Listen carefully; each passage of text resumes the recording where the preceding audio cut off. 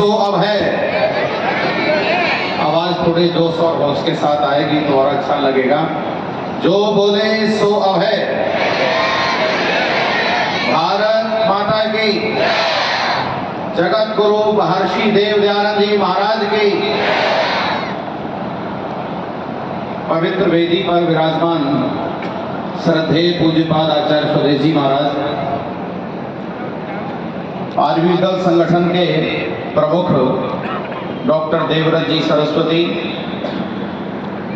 आर्वी दल के संचालक प्रधान संचालक सम्माननीय आचार्य सत्यवीर जी, इस कार्यक्रम का संचालन कर रहे और बहुत व्यवस्था जिनके नेतृत्व में चल रही है आचार्य पंकज जी, प्रांतीय संचालक उत्तर प्रदेश,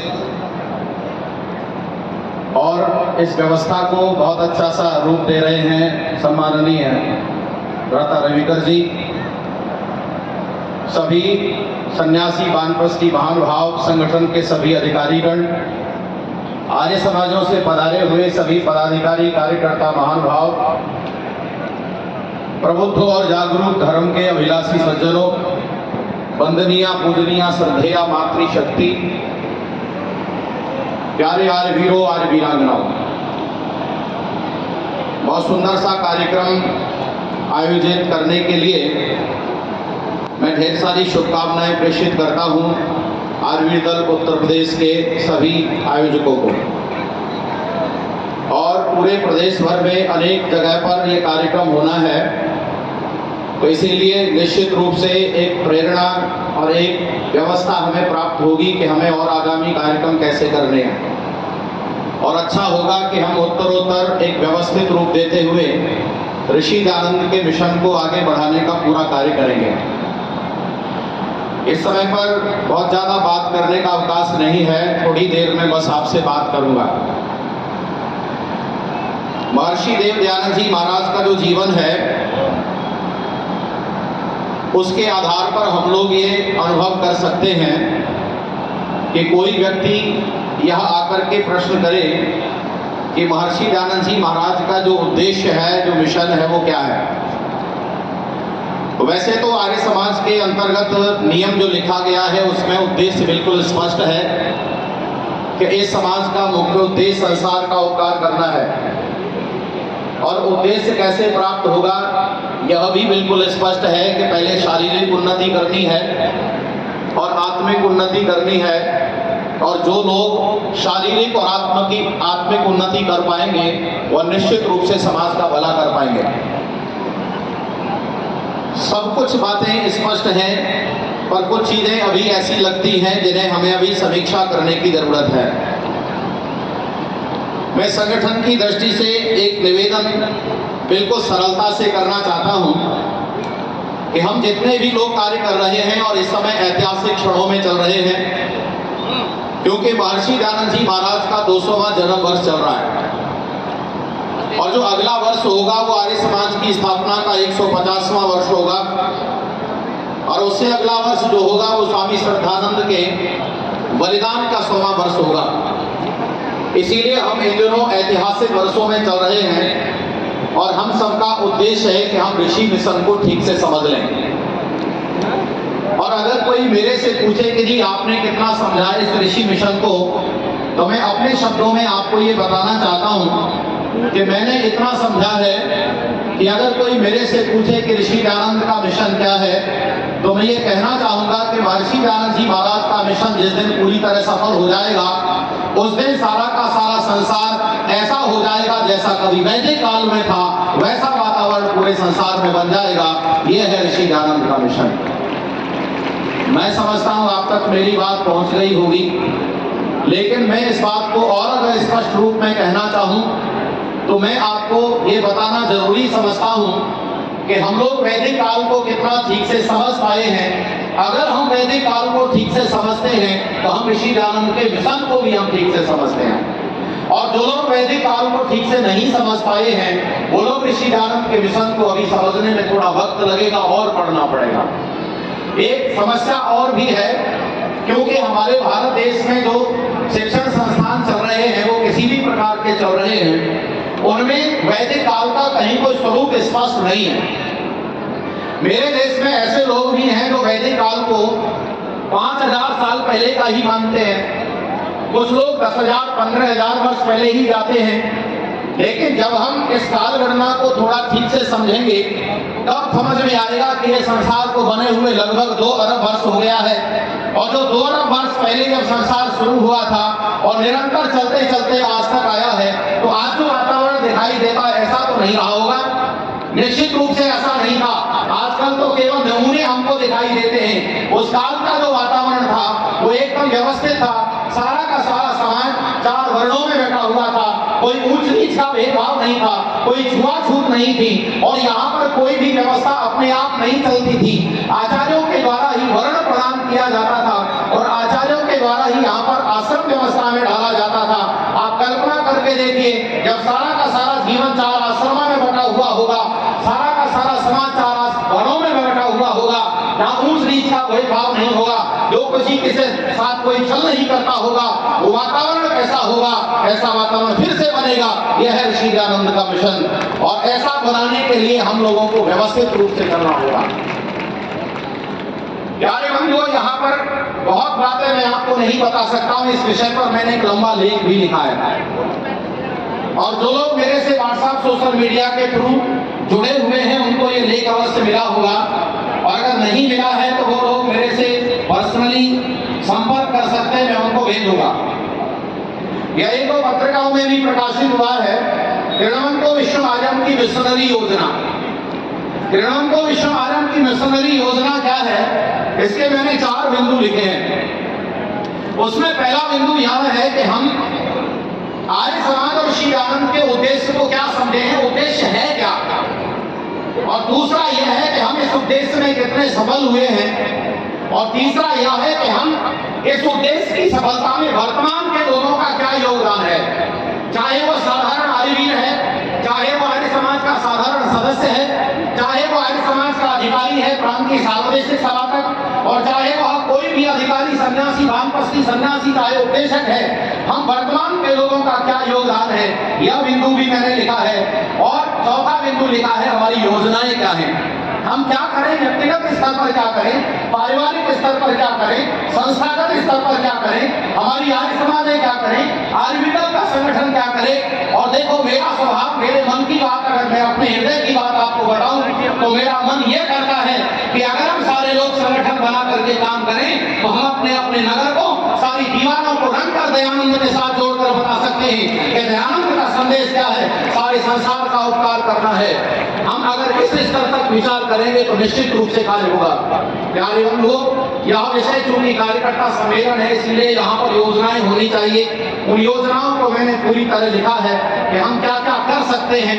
हम दीवारों को रंग सकते हैं, हम अपनी शर्ट को रंग सकते हैं, और अगर रंगना है तो सबसे पहले अपने दिल को रंगे दयानंद के नाम से, और जिस समय दिल रंग जाएगा उस समय फिर कुछ और रंगने की जरूरत नहीं रह जाएगी। सारा का सारा समाज ऋषिवर दयानंद जी महाराज के संदेश, वैदिक व्यवस्थाओं के साथ रंग जाएगा।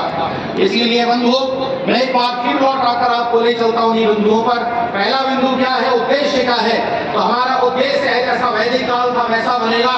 और अगर मैं वैदिक काल को बात करूं तो 2 भागों में बांट सकता हूं। मैंने इस चर्चा को वैदिक काल से लेकर के आज तक इसे 3 भागों में बांटा है, वैदिक काल, मध्यकाल और आधुनिक काल, और ये भी एजुकेशन सिस्टम के आधार पर बांटा है। वैदिक काल में वैदिक गुरुकुली शिक्षा पद्धति चलती थी, इसीलिए उस आधार पर हम वैदिक जीवन शैली जीते थे। आज हम जीवन शैली से बहुत दूर चले गए हैं। वैदिक काल को भी मैंने 2 भागों में बांटा है, पूर्व वैदिक काल, एक उत्तर वैदिक काल। ये पूर्व वैदिक काल ऐसा है जहाँ राजा नहीं है, और एक उत्तर वैदिक काल ऐसा जिसमें राजा है।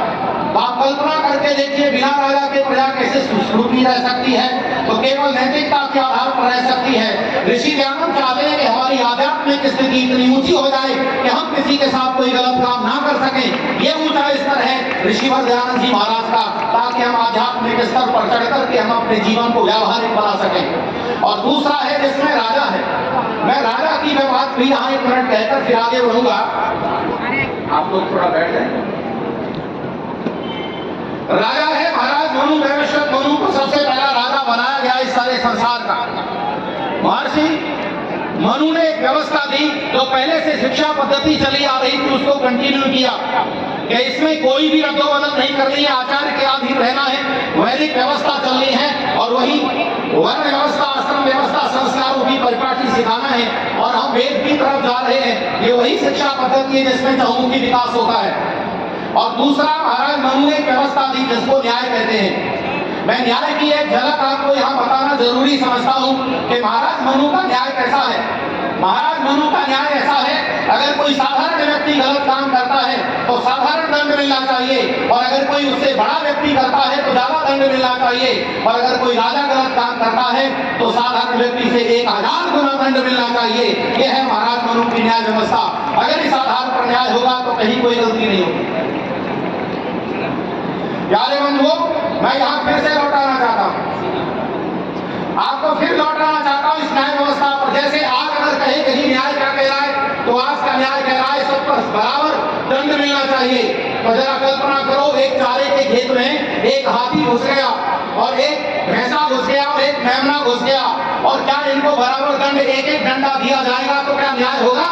ये आज की न्याय व्यवस्था कहती है। याद रखना, ये न्याय नहीं है। अगर एक डंडा हाथी को मारा जाएगा तो उसे कोई फर्क नहीं पड़ेगा, और अगर एक भैंसे को मारा जाएगा तो उसे हेड़ करके परेशान न होगा वो, लेकिन मेमना तो मर जाएगा। आज के हाथी लोग न्याय व्यवस्था का मजाक उड़ा रहे हैं। अरे न्याय व्यवस्था महाराज मनु की होती तो यहाँ कोई घोटाला नहीं होता, पूरे देश भर में व्यवस्था सुंदर स्थापित हो जाती। यह है महाराज मनु की व्यवस्था। यहाँ चोरी, डकैती, बदमाशी, व्यभिचार, दुराचार, अत्याचार, भ्रष्टाचार, घोटाले एक क्षण में बंद हो सकते हैं अगर हम प्राचीन काल की न्याय व्यवस्था के साथ जुड़े और नैतिकता के साथ जुड़े। यह है वैदिक काल, और वैदिक काल जब ऐसा होता है तो कोई भी राजा यहाँ घोषणा करता है, ममेश केरो जनपदे न कदर्यो न समझता नाना हिताय गणना विद्वान न स्वैरी स्वैरिणी पुतः। यहाँ एक एक राजा, मैं यहाँ अष्टपति का एक उदाहरण दे रहा हूँ। आप राजा जनक को देख सकते हैं, राजा दशरथ को देख सकते हैं, प्राचीन काल के किसी राजा को उठाकर देखिए, उनके राज्य में ऐसी व्यवस्था मिलेगी। मेरे राज्य में कोई कंजूस नहीं है, मेरे राज्य में चोर नहीं है, मेरे राज्य में कोई शराबी नहीं है, मेरे राज्य में कोई मूर्ख नहीं है, और मेरे राज्य में अग्निहोत्र ना करता हो ऐसा नहीं है, मेरे राज्य में व्यभिचारी पुरुष नहीं है। स्त्री तो होगी कहां से? ऐसा राज्य फिर से स्थापित होगा।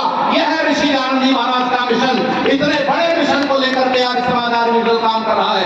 अब शायद आपको अंदाजा लग गया होगा कि आर्य समाज कितने बड़े मिशन पर काम कर रहा है। उद्देश्य हमारा बिल्कुल साफ है, हम सारे संसार में शांति स्थापित करना चाहते हैं, जहां कोई किसी के साथ अत्याचार नहीं करेगा, कोई किसी का हक नहीं दबाएगा, कोई किसी के साथ बेईमानी नहीं करेगा। लेकिन प्यारे बंधु, इतना आसान नहीं है, क्योंकि इसको बिगड़े हुए हजारों वर्ष हो चुके हैं।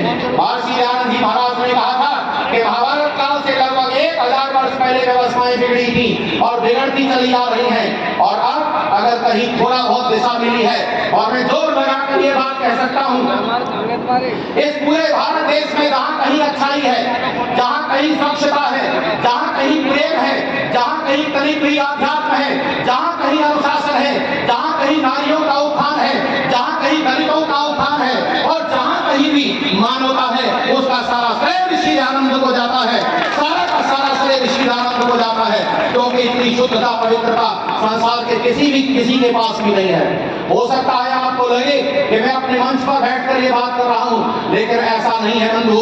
मैंने जब धरातल पर ये सारी चीजों को बड़े से अध्ययन किया है, तब पता चला है कि ऋषि दयानंद की पवित्र विचारधारा जब तक संसार में नहीं फैलेगी तब तक शांति स्थापित होने वाली नहीं है। प्यारे बंधुओं, केवल स्वतंत्रता दिलाना इस समाज का काम नहीं है। स्वतंत्रता को स्थापित करके स्वतंत्रता को संभाले रखना और अपने राष्ट्र की और सारे संसार की वृद्धि करना, ये हमारा उद्देश्य है। जब हमारा उद्देश्य साफ होगा तब मैं आपको बताऊंगा कि हम इस उद्देश्य में कितने सफल हुए हैं। प्यारे बंधुओं, दूसरा बिंदु मैंने बिल्कुल स्पष्ट लिखा है, वो क्या?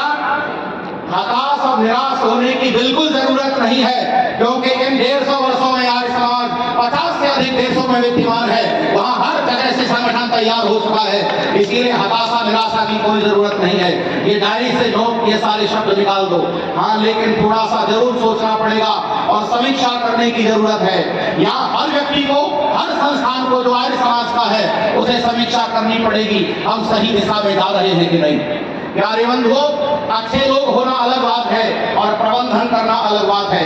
मैंने अनुभव किया संगठन में रहकर, क्योंकि मैं नया व्यक्ति नहीं हूँ संगठन के लिए, 10-20 वर्ष हो गए मुझे भी। मैंने संगठन में आकर देखा कि यहाँ अभी प्रबंधन की कमी है, और ये बात मैं बिल्कुल गुरेज नहीं कर रहा हूँ, साफ साफ शब्दों में कह रहा हूँ। अच्छे लोग हैं हमारे संगठन में, कोई भी गलत नहीं है। यहाँ आपको लगेगा देखकर दूर दूर तक कोई बीड़ी पीने वाला नहीं मिलेगा, कोई तंबाकू खाने वाला नहीं मिलेगा, और शराबी तो आकर के एक बात को डरेगा। यहाँ पर इतने भले लोग हैं कि यहाँ किसी के साथ बेईमानी नहीं करते, लेकिन अभी मैनेजमेंट इतना अच्छा होना चाहिए कि हमें लगे कि हमारे साथ कोई व्यक्ति आ जाए तो वह व्यक्ति विजयानंद के रंग में रंग करके जाना चाहिए। इतना बढ़िया व्यवस्था होगी तब आनंद आएगा। और देखो, मैं तो ये कहता हूँ, मैं अगर आपको ऐसा तरीका बताऊं तो यह है कि जब कोई व्यक्ति बीमा करने वाला आता है तो आपसे कहता बीमा करवा लो भाई, तो आप कहते भाई हमें नहीं करवाना, पहले से बहुत हो रखे हैं। तो पता है क्या कहता है वो कहता अच्छा मत करवाओ, 2 मिनट सुन तो लो हमारी बात, 5 मिनट सुन लो। और आपको सच बता रहा हूं, और आप गवाही देंगे मेरी, मैं सही कह रहा हूं क्या? आप 5 मिनट उसको सुनते हैं, 5 मिनट सुनने के बाद बताओ क्या कहते हो, बीमा करना है कि नहीं करना? करना। फिर आप कहते हो चल भाई ये बीमा कर ही नहीं। और सुनो, आप लोगों को आह्वान करो कि आओ आर्य समाज में, तो कहेगा फुर्सत नहीं है, तो आप उसे कहो 2 मिनट हमारी सुन तो ले, अरे 2 मिनट सुनने के बाद वो आर्य समाज में जरूर आएगा। आपको ऐसा मिशन अपने व्यक्तिगत तरीके से तैयार करना होगा, तब जाकर के बात बनेगी। तो तीसरा बिंदु समीक्षा का है, और चौथा योजनाओं का है कि हम व्यक्तिगत तौर पर एक धनराशि, थोड़ी सी धनराशि आप जितनी आप खर्च कर सकते हैं महीने भर में, वैसे तो शतांश अगर खर्च करेंगे तो ज्यादा अच्छा होगा, लेकिन अगर थोड़ा सा % भी अगर खर्च करके व्यक्तिगत तौर से अगर आप कुछ पत्रक बांटेंगे, अगर आप कुछ किताबें बांटेंगे, कुछ लेखन कार्य करेंगे, अगर कहीं गोष्ठी करेंगे, ऋषि दयानंद के मिशन के लिए लोगों को जोड़ेंगे, तो निश्चित रूप से हमारा मिशन एक दिन सफल होगा। और मुझे पूरा विश्वास है ऋषि दयानंद का मिशन एक दिन सफल होकर के रहेगा, जिसे कोई नहीं रोक सकता है। 4 पंक्तियों के साथ मैं अपनी वाणी को विराम देता हूँ। माता शांति नागर जी के द्वारा लिखी हुई है, आगरा के कन्वर जी के द्वारा नेतृत्व में अनेक लोग आए हुए हैं, तो मैं उनको याद करते हुए 4 पंक्तियां फिर वाणी को विराम। दीप संवेदना के वन काम कुछ ऐसे कर जाओ, उजाले ही उजाले हो जिधर से तुम निकल जाओ। दीप संवेदना के वन काम कुछ ऐसे कर जाओ, उजाले ही उजाले हो जिधर से तुम निकल जाओ। न भूलो अपने कंधों पर लिए ऋण उन शहीदों का, जो चिरनीत में सोए कफन ओढ़े उम्मीदों का। न दिन को पेट भर रोटी, न रातों को चैन से सोए, गुलामी के लगे धब्बे जिन्होंने खून से धोए। बना तन जिसकी माटी से उसी को तन समर्पित था, गंध जिसकी थी सांसों में उसी को मन समर्पित था। थी कितनी राखियां जिसकी, कितनी बहनें बलिदान हो गए जिनके भाई, कितनी देवियां जिनका सिंदूर काम आ गया, कितनी माताओं ने अपनी कोख दे दी। आओ उनको याद करते हैं और हम अपने मिशन को तेज करते हैं। थी कितनी राखियां जिसकी विवश सिंदूर रोए थे, पढ़ो तुम दर्द की भाषा, राष्ट्रहित कितने खोए थे।